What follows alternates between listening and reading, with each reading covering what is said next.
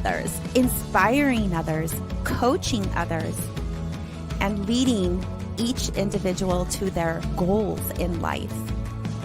Home ownership is one of the main passionate assets I have and wake up to every single day for every client to accomplish. My success story is about my family. Each day that I wake up and go home to is my children and my husband and my life. We live a life by design, and we live a life of love.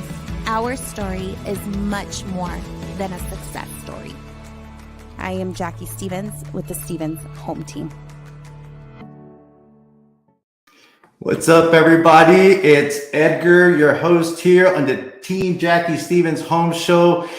Super excited about this one. As you guys know, we bring everything to you live from real estate, local community. And today I have a distinctive pleasure of having a great guest, someone that I know now closely, dearly, great gentleman. I still say you're new to El Paso, but he's become one of ours.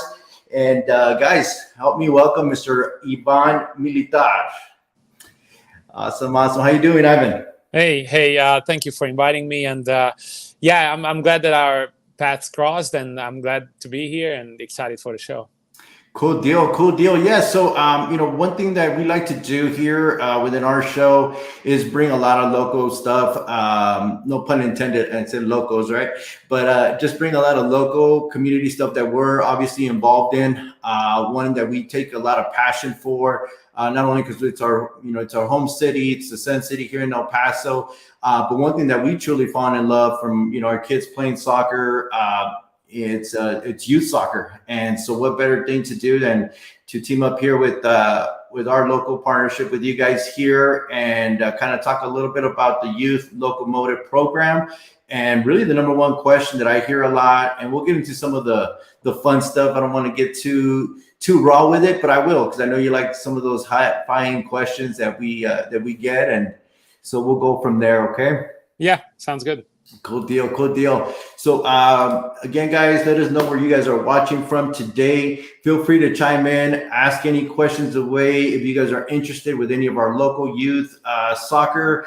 And we'll just talk about, there's many great programs already here in the city of El Paso. We don't want to get too biased on it, but I can tell you about all the great things here. And Mr. Ivan will be doing that as well. So Ivan, I hate to do the good old interview first question, right? But tell us a little bit about yourself and what brought you to El Paso. Yeah, no, I think that's fair. When it comes to youth soccer, it's always about the kids, and it's people not really seeing what's going on behind the scenes all the time. In my experience, especially in El Paso, it's a lot of neighborhood teams, and the neighborhood comes together and makes a team and play in local leagues. And so there's not a lot of big organizations. So sometimes I think I have to explain that, we are here because we are doing it a little bit differently, right? I'm the academy director for El Paso Locomotive. And our youth soccer movement is a little bit a couple years old. But before I go into how what we are doing now, how I got here, probably that's what your question was about. I came to America. I'm from Hungary, originally from Europe. It's a smaller country in central Eastern Europe, right between Austria and Romania. We are bordering with Ukraine, which is obviously a little bit troubling these days. But if the people around El Paso trying to locate where Hungary is, it's around that area. Okay. I was 18 years old in 2011 when I came to America. I came originally to Virginia, the state of Virginia, and I went to a school called Old Dominion University. It's a Division I school. I got a full scholarship to play soccer, so I was a really privileged situation. I played there for 5 years, because I got redshirted. I tore my ACL in my junior year, and I had an extra year as a result. After I finished playing, I did fairly well. I had some opportunities to go professional, but back then the professional level looked very different than now. For example, looking at the Paso Locomotive wasn't even existing back then. I got an offer from Arizona United that is not existing either. Arizona United now called Phoenix Rising. Gotcha. So there's a lot of things that changed since. But I continued. I decided to not continue playing professionally. My school back at the Old Dominion in Norfolk, Virginia, they gave me an opportunity to continue my education. So I got my master's degree, and later on, I achieved a doctoral level degree as well in higher education leadership. So I prolonged my college experience for like 8-9 years, and then I met my wife. And as I was finishing my doctoral level degree and meeting my wife, I already started working in soccer full time. I was a director of coaching for a club there. It's called Beach FC, which has 3,000 families. It's a massive club there, the best club in that part of Virginia. And I learned the ins and outs of youth soccer, and then I started to move up a little bit. I went to the state of Arizona, to Casa Grande, Arizona, which is the home of Barca Residency Academy. Awesome. If people don't know really about that, but maybe some locals fans are listening right now, this is the home where Diego Luna, possibly the best player that we ever had in this franchise, in Locomotive, played and grew up. I coached Diego for 2 years there at Barca. It's a residency academy, and when people not understanding maybe the word residency, what it means in this context, it means that the kids live there, eat there, go to school there, and play there. So it's a really special place. Multiple youth national team and adult senior national team players are coming out. Multiple MLS players. I mean, it's a high level place. And so after that, I had my daughter. I have a 2-year-old daughter. And we moved to Richmond, Virginia, where my wife is from, for a year, just so we can have some help with the baby, with the newborn. Sure. We were on family. It was a really good time, but my ambition and the opportunities came about El Paso to be the academy director for USL Championship club, and we decided to relocate, and we've been here for now over a year, and we really enjoy it. And we're running a program that is growing and that is very exciting and improving and developing, with a lot of headaches, of course. That's awesome, and thank you for the introduction, and definitely letting us know where you come from. Obviously, it's important. I always say, tell me a little bit about you, and I'll tell you where you're headed and the kind of program that you're running, and that kind of deal. And we see it. Obviously, we've been a part of some very good clubs here. My oldest daughters all played soccer to high school, in that part. I have one that's actually playing collegiate ball right now. Oh, cool. And then of course we have our little guy, JJ, that's been a part of the Locomotive since it started open, and we've just seen tremendous growth in the last 3 years and where we're headed. And at the same time, we're staying patient with the whole entire process, as I think that's something you kind of embed in all of us at all times. Yeah. So it's good, and that's what we do with him. We said be patient, handle the things that you need to do, and that kind of deal. But we're very excited on what you're doing and what you're bringing into the whole city of El Paso. And I know with all the success and stuff like that, they'll come with some controversy, right? We always say there's a lot of change. I preach it to my team here in our real estate office when I say, look, guys, if we're doing things that are always the same thing over and over, it creates that complacency where we become comfortable, right? And when we are asked to do different things kind of all of a sudden, oh my gosh, it's going against the grain. So what are some of those challenges that you can share with us right now that you've seen right out the gate? And I'll share, obviously I'm a parent, so we hear a lot of the fun stuff on the side, and I wouldn't take my son to the locals because of this and that. I want to highlight really the more great things that we are doing for the youth. And what do you see yourself that you kind of came into as a struggle? You change. I mean, I know what that is, but I want you to kind of share what you feel like you guys have grown and where you guys see it going here down the line. Yeah, I think you're asking a good question. I can't wait to hear what else you're hearing. But in general, I would say that this kind of let's be honest, we've been here for 5 years. The club has been here for 5 years. The youth soccer movement only just a couple of years after started. So every time there's somebody new comes in that has any kind of potential to become bigger than what already exists there, that's an issue. and you know, this is a great experience for me as a young professional about understanding coming into a place. I decided that my strategy, my leadership strategy, gonna be when I joined El Paso Locomotive is that, and by the way, I did the same with other organizations when I joined them as well. But I solidified it here in El Paso, and I think this is where my personal character grew a lot. Is that I come in here to serve the people that are in El Paso, even though I'm not from here. And let's be honest, it turns out that I leave in a couple of years, you know, that's a possibility. But I need to leave something behind that people can pick up and continue where we started. Or if I stay here for the rest of my life, then I have to build up a project that is for the people of El Paso. I had an initial idea that we are segregated geographically. Right? If you look at it, Juarez is the one that we are not segregated at all. We are very, very close, and we are basically one community.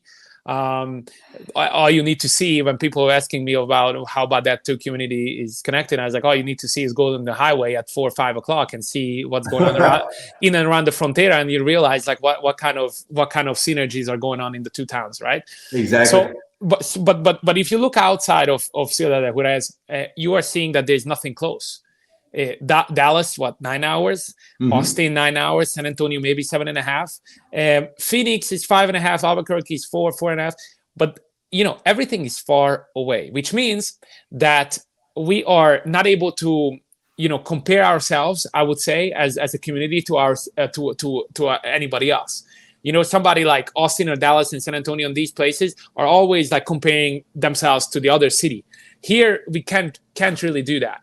All we can compare ourselves to is maybe our Mexican brothers and sisters, and that's not to you know be negative, but it's an easier one to win. And after that, there's no more comparison. So a lot of times I felt that we are stuck in our own ways, we are stuck in our own world, and the shakeup is not going to come as a pleasant development, right? A shakeup of, okay, we are going to build a big club. We're not going to start small. We're going to go big. You know, we're going to have teams in every age group. We're going to start with the young ones. We are trying to do something with the girls. You know, we are trying to set up a program that may end up giving opportunities to kids to go to college or go professional. So we are doing things that are in one is unheard of, and I want to emphasize this because I just talked with another you know, leader of an organization, soccer organization of El Paso, and he was saying, you know, he was doing things for the college, and they are doing this and that and the third, and yeah, they are doing it, but nobody's doing it all together. There are islands in the city. And we are trying to do an all-encompassing program, which is again comes with the territory and that kind of you know, struggle when it comes to the local organizations, maybe not as friendly to us about us trying to make it bigger. I completely understand their perspective, and to be fair, I try to. One of my things about the last year is I try to build relationships and build bridges. One of the things that I don't really like, and I am very vocal about it, is what I started with, that I'm working for El Paso. What I don't like is when people are trying to take the kids out of El Paso and trying to move them very young and give them a dream about this whole big possibility, or they can move to I don't know where, and not necessarily, the truth is not necessarily there. Some players are good enough in this area to move away and go to maybe a bigger club, but you know, convincing people that there is a possibility in El Paso. We are working for the El Paso community. We are trying to make the best here is one of the main focus since I came in. No, and thank you for sharing that, because I think that's the biggest misconception that's always out there, right? And you hit on some very key things that I'll definitely get in deeper with here. One is college. You know, kids, I think should first and foremost continue to focus on that being the driver and the key thing to going. And then there's other possibilities. So there's a lot of things that happen. I mean, even yourself, right? You said, you know, I tore my ACL. What happens if you can't play? What's the purpose of you, aiming to go to school and that kind of deal? And that still should be the focal point. Here locally, of course, you hear it. Oh, what do they want you to do? They only want to focus to get you to go play pro, and that's it. So, what are your thoughts on that, Ivan? To share with the people that are listening today, because I know that's kind of been a little bit of a challenge. Because there's different directives, right? Like, do we play high school ball? Because that's the memories. That's where I played. That's where my sister, my uncles, all they played. And now I want to be able to create that same tradition. Where do you see that being a challenge for kids that are in that age group? I'm talking about that maybe, 14 through 16, 17 years old that are having to make that decision. Do I decide to just now play every now and then for my soccer club team that's here? Is the Locomotive option the best option or a great option for me? Or do I just play for school because, we have some great programs like San Elizario that continues to win high school championships, Bel Air, Divide, just to mention a few. And if my people up from Urban High School would hear it, I have to mention them as well. Otherwise, they kill me. But anyway, what are some of the answers to those guys that are saying, school is still the best option for kids to play at the high school level? Well, let me start with this, okay? Everywhere I went to, literally everywhere, except at Barso in Arizona, because there was no high school available for them.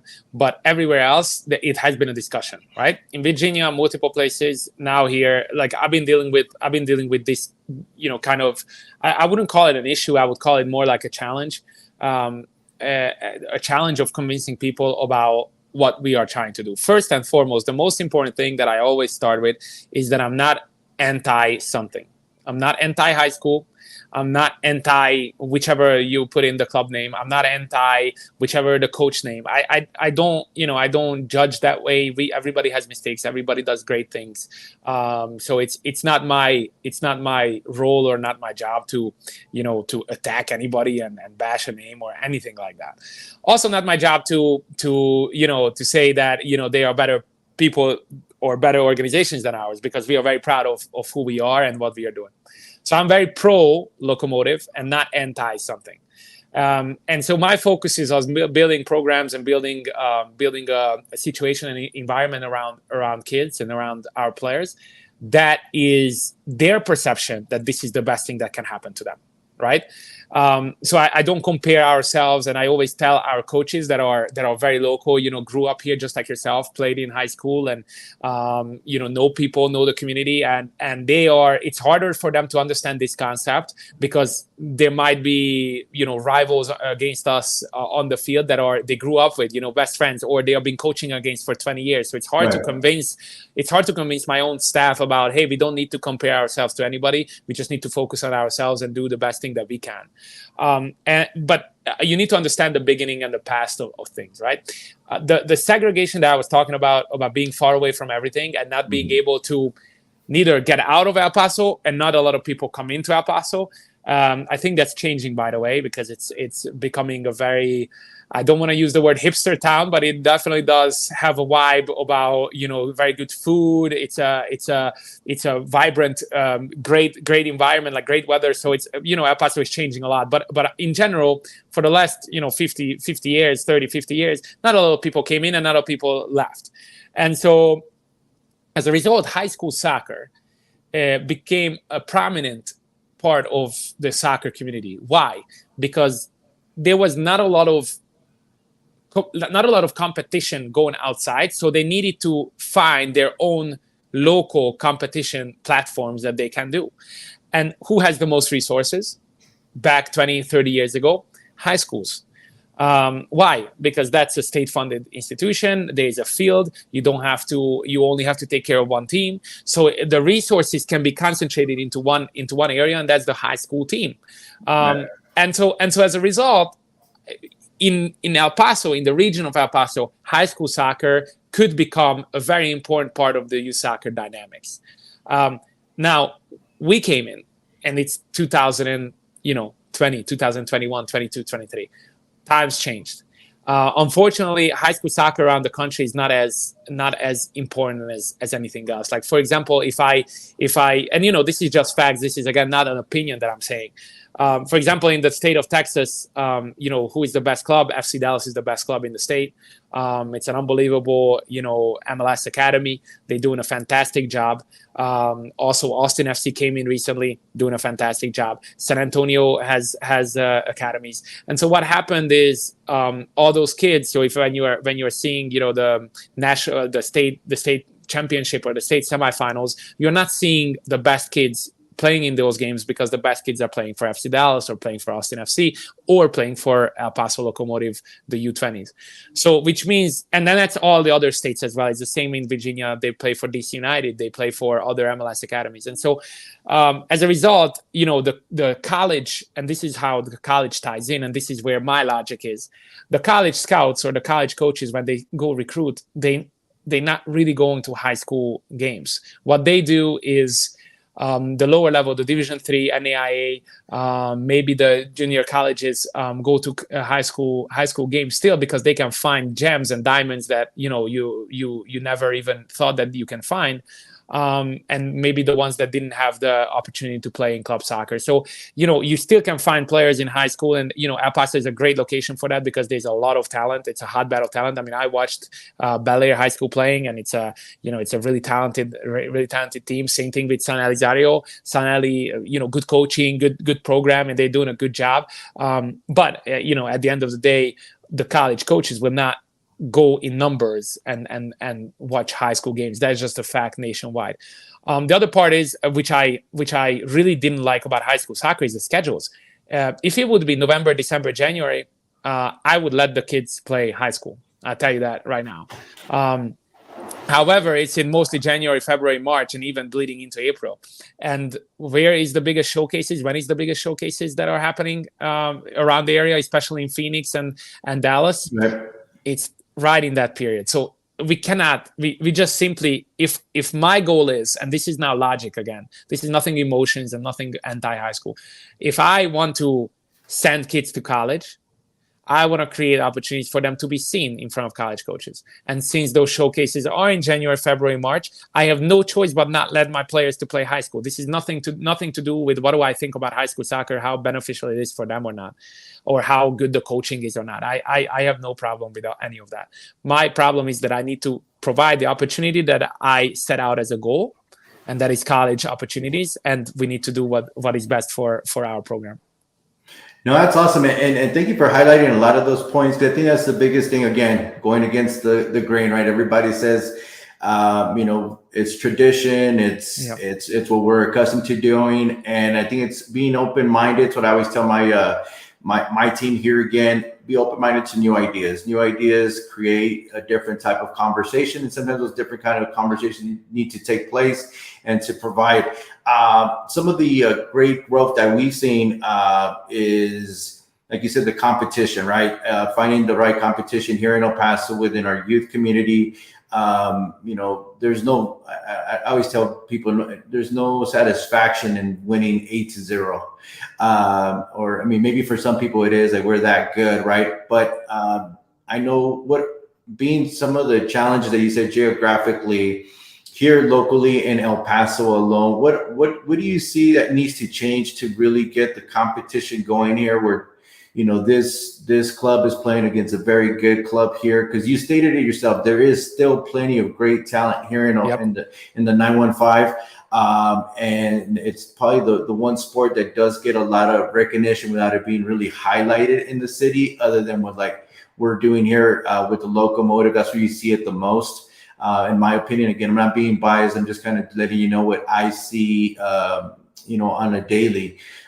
Kids that are making the jump for colleges and stuff like that. With our program here in Locomotive, can you just share with the audience how many kids have actually had the opportunity to go through the youth community, the youth program, that are now finding themselves in great situations going to college?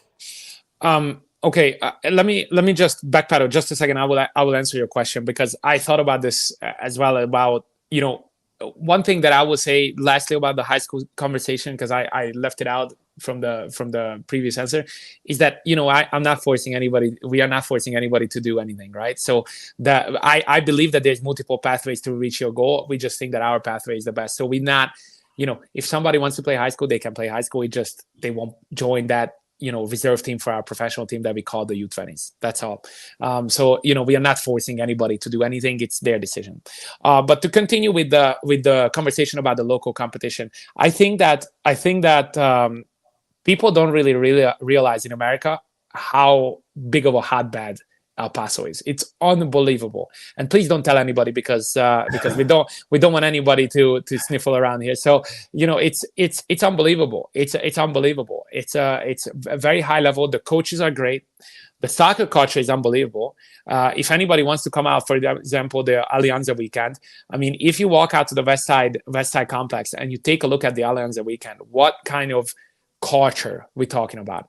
Grandmothers, daughters, sisters, brothers, the fathers are playing, food trucks. I mean, just unbelievable how embedded the game of soccer is in El Paso. And that's a major opportunity for somebody like me who, you know, I live and die by the game. I said it all the time. It's a little bit of a personal information, but you know, for me, whenever I'm stressed or whenever there's, you know, something going on in my personal life, I never forget.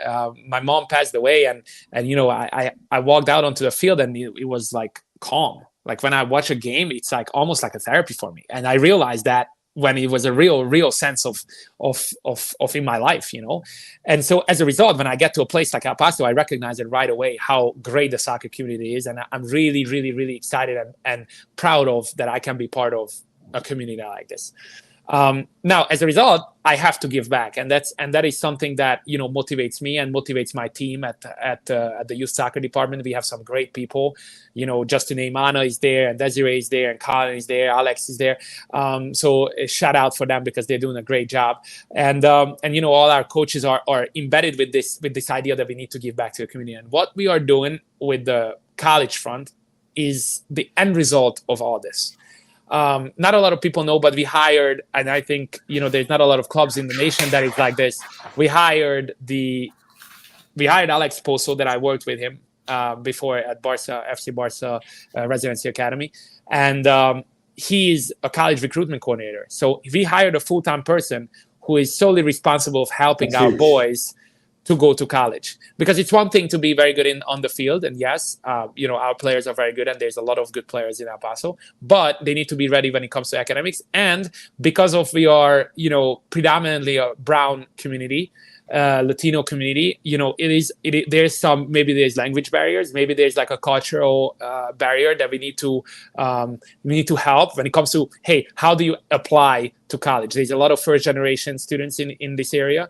You know, first generation meaning it's a category that we use in higher education, that is, you know, your father or mother, I was first generation, didn't go to college, so you are the first one that goes to college. And that comes with its own limitations. And we have a staff that is dedicated to help kids to get there. Just in the last year, I've been here for a year, and we sent 16 kids to college. 16.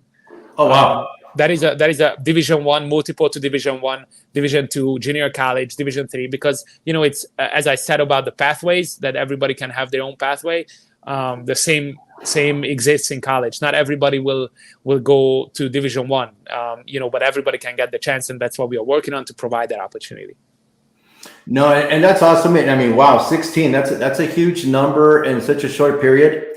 And so, you know, I've heard the discussions, and I mean, I know one thing that I will share with the audience, you've been very open about that. You know, you take it on, and that's why I said, like, how cool is it to get Ivan on today and just throw some questions at him, throw him in the fire a little bit, and be able to answer them. And really, it's not fire. You know, it's just an uncomfortable conversation that people sometimes are just not afraid to have, and throw it out there. So thanks for definitely sharing that. And like I said, to me, that's always a huge thing, because again, we focus on, we all want. I mean, you know, I never played soccer. That's the one thing I never did. But I played football, and I always played it with a desire to go in and play in the NFL one day, right?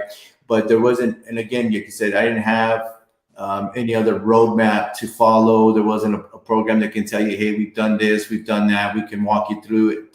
But we're seeing it time and time again with the great stories. And I know that you have these young, I call them kids because they're kids at heart, but They are. they grew up so fast, and you're seeing them. I mean, even one of our own local kids here in El Paso, Diego Albarca. I mean, his story has been amazing too. You know, you get to see him. We get to see him here locally. The Diego Luna, his story was awesome. And, like you said, the culture here in El Paso definitely gravitates to it. And that's what excites everybody. Challenges that you see here happening in the next 2-3 years that you're fighting through right now that I know I'll get to it, and I don't want to bring too much to it, but how about the parks? How much is that still an issue for us to just get people want to know, are we the only ones that are going through it? Is it the entire city? What are some steps that we're taking to improve that? Hot topic. Hot topic. Okay. I mean, I don't want to name names because I don't want to put anybody in front, but I have people and we connected with a lot of organizations, soccer organizations around town, right? And there's some very, very well-run clubs in and around El Paso that are just as committed to their goals and the same goals as we do. We have relationships with other people that doing the same thing that we are doing. Maybe it's a little bit smaller. We are lucky and privileged. We have the ownership and we have the brand name and we have the image that, not a lot of people can have. We have the professional team. So as a result, we are in a privileged situation and we know that. But we also know that we are not alone in this. The truth is, and this is, that's what I'm saying about hot topic. The truth is that we don't have enough soccer fields in El Paso. It's as simple as that. The situation here right now is that the city parks are not in a condition to train or play. Some of them are, but those ones are very exclusive and only being used for games. And we have a large soccer community. I mean, we have just El Paso Locomotive have more than 400 families in the club. Think about that. 27 teams. Plus we have programs like Little Locos that have over 120 kids. A yearly over 300 kids. We have camps. We had over 150 kids in camps. We just ran a camp, 2 weeks ago, 120 kids. So it's we are talking about, if we would count how many kids I come across, not different kids, but how many kids I come across during the year, probably we are around 1,000. Which means that, other teams are doing the same thing. Other clubs are doing the same thing. Maybe we're not as big of a number, but they are doing the same thing. They are multiple kids, 100, 200 kids in each organization, and they need somewhere to play. And where they need to play, in a safe, healthy, regulated, secure environment. And, right now we are having a really big issue with finding those type of environments where I'm not going to break my leg if I run through this field, where I can play in September, October, November, because there's lights. One of the most, frustrating thing I would say is that the light situation, not only there's not enough soccer fields in El Paso to use for training, but there's not enough that are lit. And as you know, soccer is played in this weather, in El Paso weather. You could play literally all year round. This heat is kind of challenging, so the heat can be challenging in June, July. So maybe we play less in June, July. But after that, from August to all the way to May, it could be played. It could be played. And the sun goes down, however. So I don't know what to do when the sun goes down. So that's why, this is a hot topic. I think that for us, when you ask about challenges, one of the biggest challenges is that we are growing significantly. Just from, last year, we went plus 4 teams added to our youth soccer department. We have 27 teams. That is ridiculous. Wow. So we need fields. At the end of the day, we need fields, and a lot of people saying that the resources need to be reallocated and put into to provide that quality of life experience a little bit better. And I agree. I think that as a community we can do better to take care of our fields and maybe provide more training opportunities, not just game opportunities, game field opportunities for everybody. And I'm not just talking. I want to emphasize this. I'm just talking from the Locomotive organization. I'm talking of the whole soccer community of El Paso. No, and I think you're right on that. Let me ask you this, just to kind of piggyback on your answer, and great answer by that. I think you brought in a lot of depth. It's not just an isolated issue; it's one citywide. I mean, obviously, with us, you like how I keep claiming us. I like because Yeah, roughing the I local like it. today. No, you are. But it is something that obviously we try to look at as opportunity. How have you been in other places? I mean, you've been in Virginia. I know there in Casa Grande, probably not as much, but did you have some of the same struggles, same situation? How did you see some of those issues get solved? Where do we need to get involved? I mean, that's El Paso in general, right? We sometimes. This is tough. This is Mhm. now tough because every time we went to Dallas and we went to Austin and we played in city parks, and it's tough. It's a tough comparison. It's a tough comparison. Okay. Because for example, in Austin, I don't know. Obviously Austin is a much bigger community than El Paso, so I'm not comparing apples to apples. It's apples to oranges a little bit. However, on the basis of okay, we need to serve the existing community that we have with sufficient fields. That idea is apples to apples. Austin is able to do that. Dallas is able to do that. I think El Paso is struggling with that. Just if you look at the two main complexes, obviously we have the West Side complex and obviously we have the East Side complex. The East Side complex is a newer one, and if anybody walks out there, we have some teams that are coming from out of town. Just this summer, we had a group from Boulder County. Obviously, Boulder County is right outside of Denver, a very, I would say, fluent community in Colorado. But they came in here, and we wanted to show a good face of ourselves. And it was difficult to find the environment that we can provide. There is clean bathrooms. There's good fields. There's nets on the goals. There's enough parking. And let's say it's raining, so now we can find a turf field that can provide the same thing. So the service that we want to provide, we are struggling with because sometimes we are being blocked by the resources around us lacking a little bit. Yeah, because I mean, being an East Side resident, and also, that's where our growth is continuing to go past that East Side complex. And I know that many people, when it comes to like property taxes and credits and so forth, that park was supposed to bring some type of relief, excitement, and there quite hasn't been.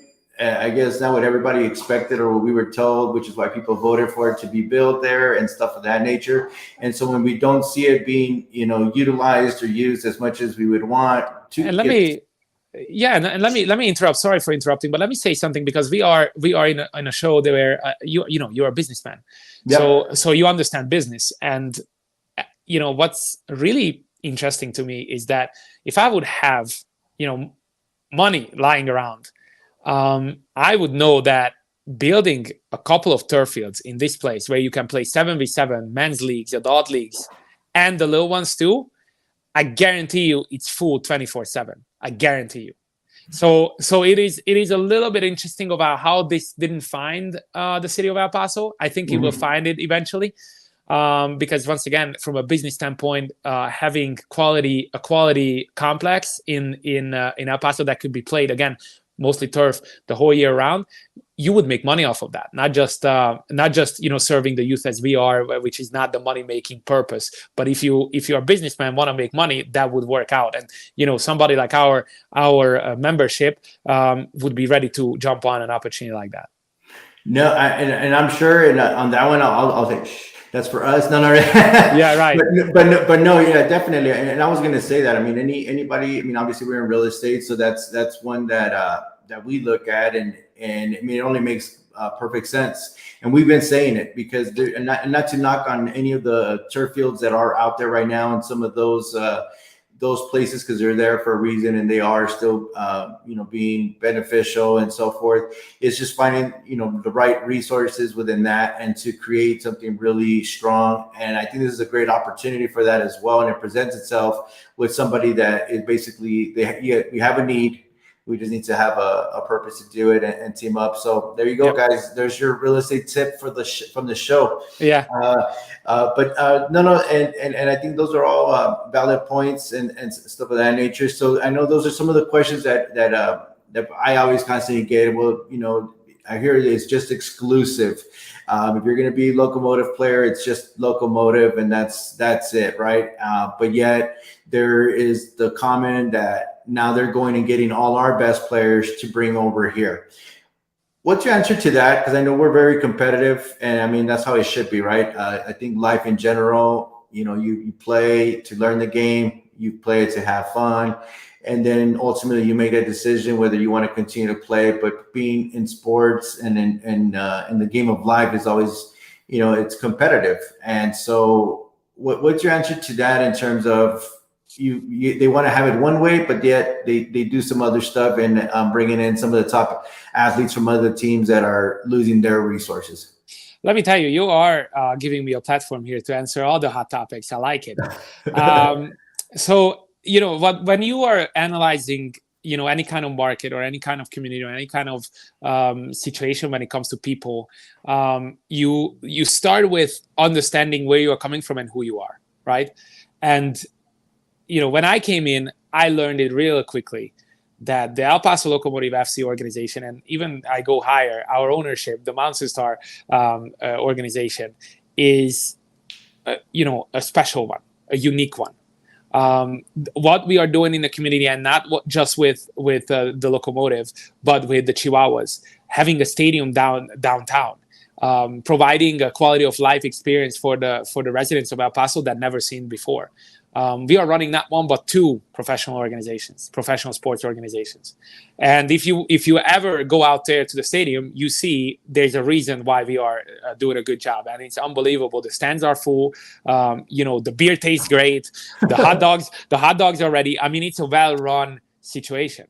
And, our ownership is a tremendous one. It gave us a platform to do what we have to do in a way that, not a lot of places can. And certainly in El Paso, nobody else can. As a result, I said this before, but I want to emphasize this. We understand that we are in a privileged situation. We understand that our privilege is about coming down from the ownership, that we are the professional sports organization in town. As a result, everybody looks at us a lot of times as big bad wolf. Okay, there's two different groups of people. One is that is attracted by that and say, okay, we align with what, El Paso Locomotive FC wants to do. Especially, I'm talking now the youth department side. We align together. We have the same goals. We have organizations, and we have more organizations, to be honest, that we are friendly with and closer with, because they are attracted to the idea of, okay, let's make something happen from the El Paso Locomotive community, right? From this community, let's make something happen. And again, that's why the college and that's why the professional route is so important, because we need to show that we are doing something. We're not just saying we're doing something, but we're doing something, right? Right. And so my concentration is the same as with the high school situation.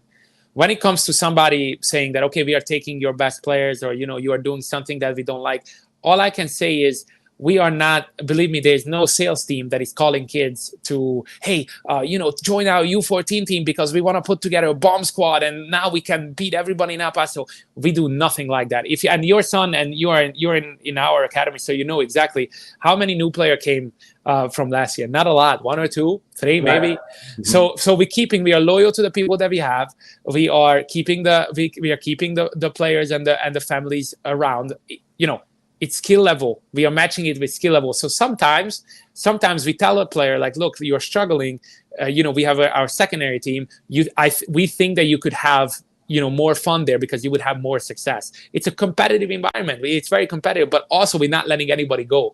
We might put them into one team or the other, but we're not letting anybody go. We're always providing an opportunity. But also we are not turning people away, right? Like I'm not gonna sit here and say like, no, don't come to El Paso. There's to Locomotive, sorry. I always refer to it El Paso because I'm talking to other people, and like they always refer to the locals as El Paso, and I always remember that in our community, El Paso is everybody. So sorry for that. So I'm not saying don't come to the Locomotive, right? All I'm saying is that, hey, we have this. This is what we have: A, B, C, and D. 1, 2, 3, 4. This is where we train. This is who the coaches are. By the way, I believe we have the best coaches in the area, the most reliable, the most knowledgeable, the most community-focused people. So I can just only put out there in my cards, this is what I have. This is what we provide. And then you as a parent, you can decide, is this something that I want, or there's something else in El Paso that I want? And I'm glad and I'm proud to say that usually we win that battle. Usually they say, no, I won the Locomotive. And I had a retention rate on the academy. And when I say I, as in we, the academy, we had a over 95% retention rate. So anybody that we invited back came back. There was one or two players that maybe decided to. We have one or two players that are playing in New Mexico, and the New Mexico high school soccer is in the fall months, and so they decided they don't want to do both. They want to do only high school. They were just a couple.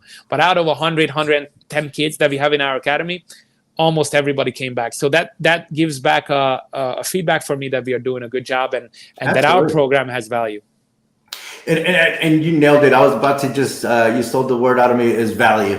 And so in any investment that you do in anything that, and I say investment, right? Because there's money that you're putting your time, and it's not only money wise, but it's also time, time that you're putting on there. You know, when me and my wife made our decision to have our kids obviously do what they love, and we push them. Our biggest thing is to provide support for them, find an environment that's going to give them that exact same thing. What's going to give them, an opportunity where they get their best value from, right? Which is where I feel, again, in the short period, a lot of past different things that might have worked. One was, we talked about high school.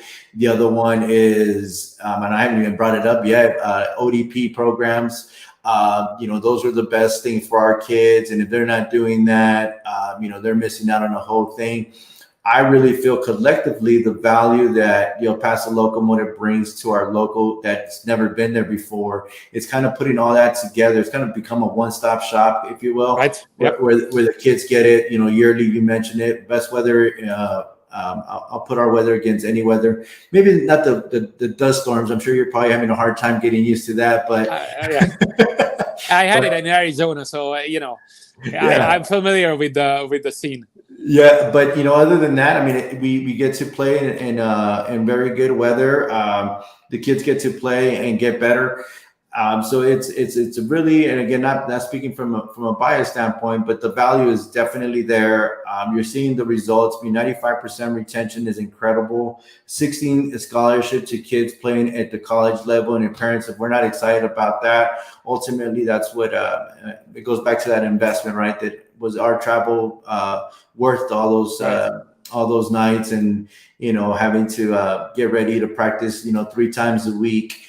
Practice, do you see that changing? Do kids practice enough? Do they have enough time to do that within the schedule, how you guys have distributed here with our local community for our youth teams? Or do you see that maybe adding more time? What's your take on that? Well, talking about your son, he's 13 years old, right? So he's turning, I don't know if he turned 13 already or not, but just this Saturday. Okay, so he just turned 13, right? Like for a 13-year-old, we need to we are developing human beings. We are not, just because we are a professional, we have the professional team, that doesn't mean that we treat the U14 team, the 30-year-olds team, as a professional team. And no such thing. I have very strict policies towards as an academy director, I have a very strict policy towards our coaches that our U13, U14 players over the whole period of the year. So not in each individual games, but the whole period of the year, they need to get at least 50% of the game time. So there's no such thing as like, okay, you join El Paso Locomotive FC U14 Academy, and then you are like sitting on the bench just because, hey, we need to win an EPPA game. Right? Like that doesn't exist. What we are looking for is developing human beings. And sometimes for a 13-year-old, more is needed than just soccer practices in the afternoons. They need to go to school. They need to take care of their homework. They need to be there with their family. God forbid, they need to do gymnastics. They need to do swimming. They need to do whatever they need to go and watch their sister dancing. So there's like an element to it that I am much aware, and I'm growing to be more and more aware. My wife is 9 months pregnant, and any day, it could be a Monday is the due date, but any day I can have my second child, a little boy. Yeah. So I'm growing to understand the family and the parent perspective as well. Now that's one. But the other side is, as I said, we are very, very competitive. So when you are moving into the U15, so the 14, 15, 16-year-olds, now we are training 4 times. The best academies in the world, this is a major misconception. They thinking that they are spending more time training than us. They are not. The La Masia, that is the most famous academy in the world for FC Barcelona in Spain, they train 4 times. I know that because I work for the Barca organization, and I know that. I was like, no way, 4 times only. It's hard to believe that.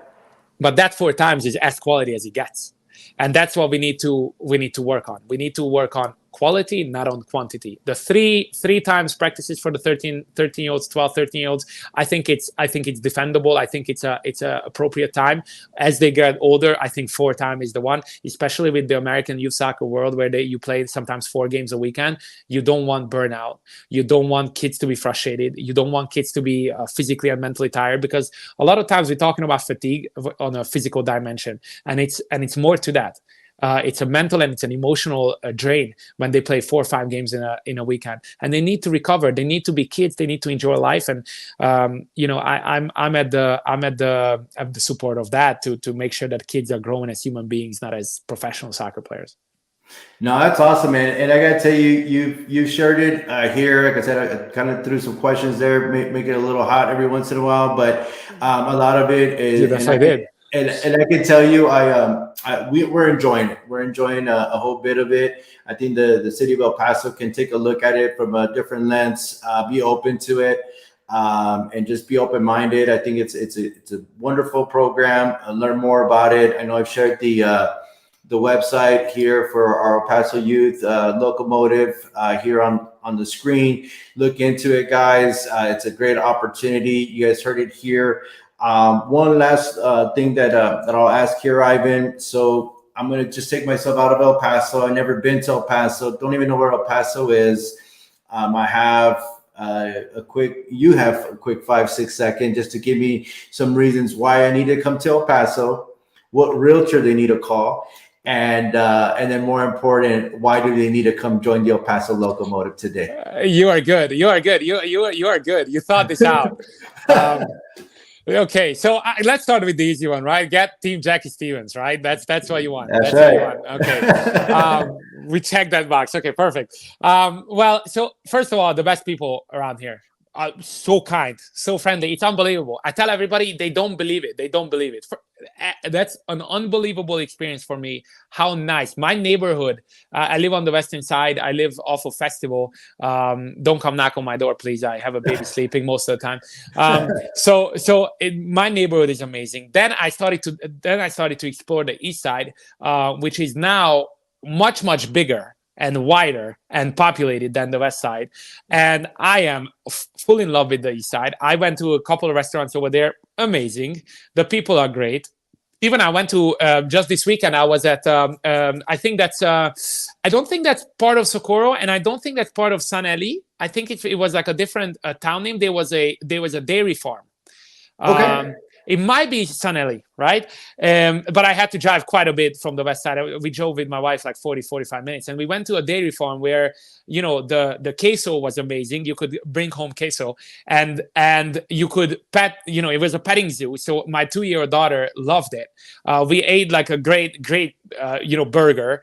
And it was just amazing, right? And how would you know all this is happening if you don't go and see it for yourself? So I encourage everybody to not just see one side of town. If you're on the east side, see the west side. If you're on the west side, see the east side, because there's a lot of good things going. And then I didn't even mention downtown. I think I'm a big fan of downtown. I work downtown. Our offices are downtown. Just some amazing culinary experiences. I give you something that is not Mexican food, because obviously our strength is Mexican food. Yeah. But on downtown, they opened a new New York deli shop. Yep. Best Philly cheesesteak in town. Okay. Best Philly cheesesteak in town. So all I'm saying is that every part of town of El Paso, they're full of great people, full of very friendly people, but also a lot of great food experiences, but also just in general quality of life experiences that if you don't go, you don't know. And I think because we are a little bit segregated, as we talked about it multiple times, people are a little bit afraid to visit El Paso. And I think that's slowly breaking down. And more people are going to be, motivated to come to El Paso and see what this is about, because wonderful people, wonderful place, wonderful community. Awesome. I couldn't have said it better myself, and I promise I did not pay him, guys. But definitely, El Paso has some great things to offer. I think I just saw another poll that made us the 5th friendliest city in the nation. And being born here, I think I'll be biased there and say I think we're closer to number 1 or 2. I don't know how we ended up at 5, but I'll take the top 5 out of all these beautiful cities here in the U.S. But more importantly, guys, like I said, I wanted to just give you guys an inside look to what we get to experience on a weekly basis, monthly, and it almost feels like it's a year-round thing for us now. But it's been a lot of fun here with our El Paso Locomotive on the youth side. You guys got a great chance to meet Mr. Ivan Militar. I want to thank him for giving his time here with us, a full hour and some. And he was not prepped. He jumped on and took it on. And I again want to thank you, Ivan, as always. And if you have any last thoughts, if not, we can go ahead and call this one a wrap. And thank you again for jumping on. No, thank you for having me on. Appreciate it. No, thank you so much, guys. Tune in next week. I have the great Ed Stansberry coming on here to talk about our high school football. I got to let you guys know on that. A great season that they're about to have. But again, thank you so much, Ivan, for jumping on today. We check out. Tune in next week, guys. Same time.